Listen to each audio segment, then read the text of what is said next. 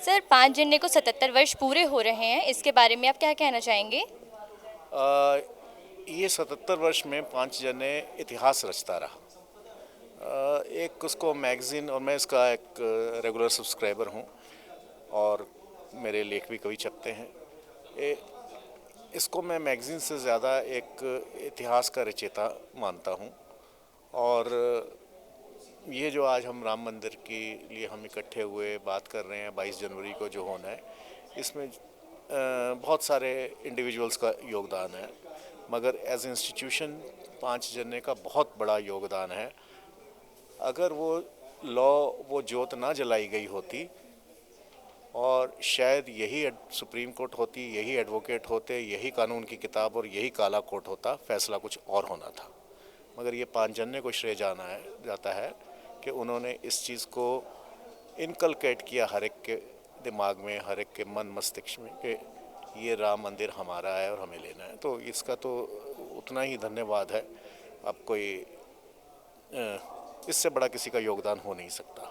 77 साल पूरे हुए हैं, अभी 100 साल पूरे होंगे बहुत अच्छे, और हज़ारों साल पूरे होंगे। क्योंकि 5 जने वो काम कर रहा है जो अब तक देश में किसी भी पत्रकारिता जगत में किसी भी न्यूज़पेपर ने नहीं किया है। देखिए, कमर्शियल पत्रकारिता करना बहुत आसान होता है कि आप कमर्शियल इशू उठा लीजिए, पर राष्ट्र का इशू उठाइए, पब्लिक संबंध उठाइए, देश की सभ्यता और संस्कृति से संबंधित उठाइए, और देश की जो अस्मिता से जुड़े सवाल हों उनको उठाना हर पत्रकार के बस की बात नहीं होती। और मैंने 5 जन और साथ साथ जो ऑब्जर्वर है, दोनों बहुत ही माइन्यूटली वाच किया है। स्वतंत्र पत्रकारिता, निष्पक्ष, और जितनी सही बातें, कोई उसमें कहनार नहीं है, लिपापोती नहीं है, किसी के फेवर नहीं है, जो तथ्यात्मक बातें हैं वो 5 जने पढ़ने को मिलती है। और इसीलिए लोग लाइक करते हैं कि 5 जने पढ़ो ताकि सच्चाई मालूम पड़े। क्योंकि मेरा ऐसा एक्सपीरियंस है कि बहुत से पत्रकार एक सोची समझी रणनीति के तहत एक पर्टिकुलर वर्ग के खिलाफ या एक पर्टिकुलर वर्ग के माफिक पत्रकारिता करते हैं। और पत्रकारिता का मतलब होता है कि जो सच्चाई वो सामने आनी चाहिए, आपका व्यू पर्सनल कुछ भी हो। अगर ये आप सेकुलरिज्म का लवादा उड़ना चाहते हैं और चाहते हैं कि हिंदूज की सही बात ना बताई जाए, तो वो भी गुनाह है। जैसे बहुत से ऐतिहासिक तथ्य हैं जिनको आज से जनता से हमेशा छिपाया गया, पर ये सारे तथ्य 5 जन उजागर किया है, जिस जन चेतना ये जन जागरण बढ़ा है। और उत्तरोत्तर 77 नहीं, कितने 100 साल 5 जन पत्रकारिता से अगर यही सिस्टम चालू रहा तो पार करेगा।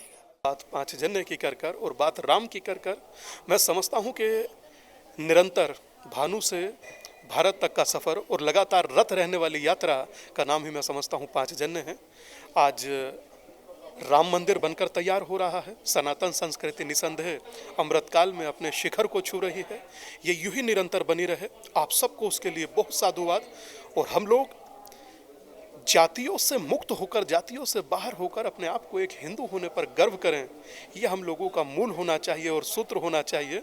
और हमेशा याद रखें कि जो राम का नहीं वो किसी काम का नहीं। ये 5 जनवरी की जो 77 वर्ष की यात्रा है, मैं बात शुरू करता हूँ पंडित दीनदयाल उपाध्याय से, जिन्होंने 5 जनवरी की स्थापना में लीड रोल निभाया था 1948 में। 14 जनवरी 1948 को 5 जनवरी शुरू हुआ था। दीनदयाल उपाध्याय जी का बहुत बड़ा योगदान था।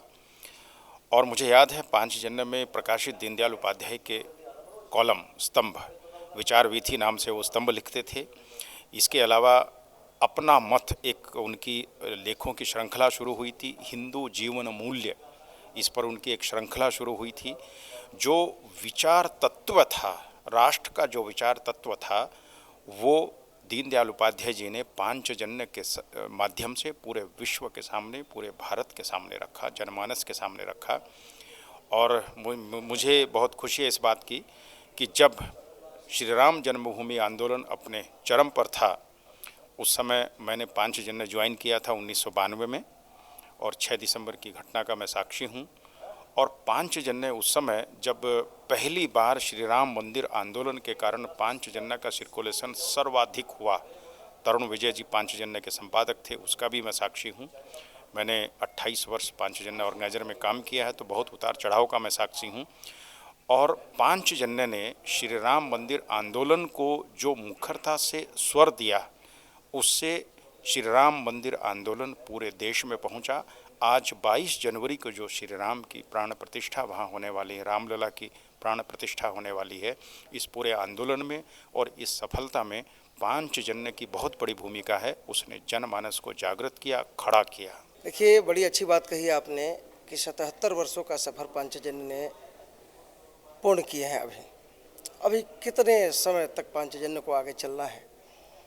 खुशी की बात यह है कि 77 वर्षों से देश का एकमात्र पत्रिका हमारा पांचजन्य है, जो कभी प्रतिबंधित नहीं हुआ और सामाजिक भूमिका में, पत्रकारिता के क्षेत्र में एक ऐसे समाचार जो जल्दी न कुछ सुनने को मिलता है, न किसी टेलीविज़न में देखने को मिलता है, लेकिन इसके कार्यकर्ता बंधु, इसके संपादक बंधु, इसके लेखक जगह जगह से संकलित करते हैं उन समाचारों को और समय पर हमें वह समाचार उपलब्ध होता है। आज देखिए कितनी खुशी की बात है कि पांचजन्य घर घर में पहुंच रहा है, सारे संस्थानों में इसकी सदस्यता हो रही है और लोग इसको पढ़ रहे हैं। आप जाइए किसी भी कॉन्फ्रेंस रूम में संस्थानों के पांचजन्य मिल जाता है। तो बड़ी गर्व के साथ ये कहना है कि पांचजन्य हमारे देश की पत्रकारिता क्षेत्र की एक बुनियाद है, जिसमें सतत प्रयास है कि एक सत्य और सार्थक समाचार सभी के पास पहुँचे, जिसमें भारत की बात होती है, भारत के लोगों की बात होती है, भारत के धर्म, कर्म, कर्तव्य, व्यवसाय और इसके आर्थिक जगत से जुड़े सारे मामले इसमें निहित होते हैं। पांचजन्य ने सिर्फ 77 वर्ष पूरा नहीं किया है। 77 वर्ष में एक ऐसे कंट्रीब्यूशन है देश के लिए जो किसी भी डाइवर्सिफाई फील्ड में, चाहे वो बजट को लेकर हो, स्वास्थ्य को लेकर हो, सुरक्षा को लेकर हो, जो एक व्यक्ति का जो प्रभाव और स्वभाव होता है वो उस लेखनी के माध्यम से लोगों के बीच पहुंचाया है। और पांचजन्य से हमें और हम जैसे युवाओं को बहुत कुछ सीखने को मिलता है, जो एक अलग पर्सपेक्टिव होता है नेशन बिल्डिंग के लिए और नेशनल लेवल पे जो हम कंट्रीब्यूट करते हैं एक इंटेलेक्चुअल में, एक यूथ में, कहीं ना कहीं एक हर समस्याओं को देखने का जो तरीका और मार्गदर्शन करता है पांचजन्य, उसके कंट्रीब्यूशन को झुटलाया नहीं जा सकता। इस कंट्रीब्यूशन की देने के आज मैं यहाँ आपके समझ खड़ा हूँ। जब मेरा जन्म हुआ, मैं आज लगभग 50 साल की मेरी आयु है और मैं 10 साल का था तो मैं शाखा में जाता था। तो जब से मैंने इस पांचजन्य को पढ़ा है, मैगजीन पहले हर महीने आती थी, ये हमारे उसमें भी घरों पे भी आती थी एड्रेस दे के। तो हम जब से इसको जानते हैं, जब से जीवन से बड़े होते चले गए, इनका रूप भी बदलता रहा। आज देखो बहुत सुंदर, पहले एक पतले कागज़ पे छप के आया करती, आज बहुत बढ़िया उस पर छपी हुई है। बड़ी खुशी हुई, बहुत नज़दीक से देखा है सच्चाई, जो हिंदुत्व की सच्चाई इसमें मेरे को पढ़ने को मिलती है। मैं सबसे पहले अपने आप को बहुत बधाई देना चाहती हूँ, क्योंकि मैं इसकी पाठिका हूँ। मैं हमेशा पांचजन्य के हर अंक को पढ़ती हूँ और ये बहुत ही ज्ञानवर्धक और हमारे देश के विषयों से, हमें समसामयिक विषयों से हमें रूबरू कराता है। पांचजन्य ने जिस तरीके से लोगों के बीच में अपनी जानकारियाँ, समाज की जो बेहतरीन से बेहतरीन काम हो या जो लोगों के बीच में पहुँचाना चाहिए, वो बेहतर तरीके से पहुँचाया, इसके लिए साधुवाद और बहुत बहुत शुभकामनाएं हैं। पांचजन्य के बारे में मुझे इतना ही कहना है कि जब मैं क्लास 9th या 10th में था, उस समय से मैं पढ़ रहा हूँ, जब इसका स्वरूप बिल्कुल बड़ा था, वीकली, और अच्छा लगता था, क्योंकि अन्य समाचार पत्रों में तो हम खबरें ढूंढते थे कहाँ क्या है। इसके अंदर पूरी अपनी संस्कृति की, अपने मंदिरों की, अपने देश की, अपने राष्ट्रीय समाचारों की सूचना या समाचार मिल के पढ़ने से आनंद होता था। और अब तो उस वक़्त इसके अटल जी थे संपादक, बाद में दीक्षित जी भी हुए, ज्ञान स्वरूप जी, और कई लोगों को देखा। वर्तमान स्वरूप जो है ना, वो बहुत लोकप्रिय हो गया है। पांचजन्य का मैं शुरू से पाठक रहा हूँ, मैं इसका पढ़ता रहा हूँ और इसका मैं और लोगों के बीच में भी इसका मैंने बहुत ज़्यादा कोशिश किया था कि आप लोग इसको पढ़िए, इसका सब्सक्रिप्शन लीजिए। सभी ने इसका सब्सक्रिप्शन लिया, बहुत लोगों ने, हमने लोग 50 से ज़्यादा लोगों का इसका सब्सक्रिप्शन दिलवाया है और निश्चित से आगे भी ये हिंदू और भारत राष्ट्र को आगे बढ़ाने में कामयाब रहेगा और भारत की जय होगी। पांचजन्य के थ्रू ही होगी, पांचजन्य के द्वारा ही होगी। पांचजन्य देखिए एक बहुत ही अच्छी ये समझिए कि एक लिटरेरी कम पॉलिटिकल कम रिलीजियस मैगज़ीन है और साथ ही साथ सोशल जो एरियाज़ हैं उनको भी कवर करती है। और मैं समझता हूँ कोई भी बड़े नाम ले लीजिए, उनसे ही अफजल है, बेहतर है, बरतर है, चाहे वो इंडिया टुडे हो, चाहे आउटलुक हो, चाहे कुछ भी हो। बहुत से यहाँ धर्म युग वगैरह हुआ करते थे, हिंदुस्तान हुआ करता था, और आज जो मेयार है इसका, जो स्टैंडर्ड है पांचजन्य का, this is one of the world's best magazine. Panchjanya को दरअसल मैं एक सांस्कृतिक आंदोलन मानता हूँ। पांचजन्य को 77 वर्ष हो गए हैं।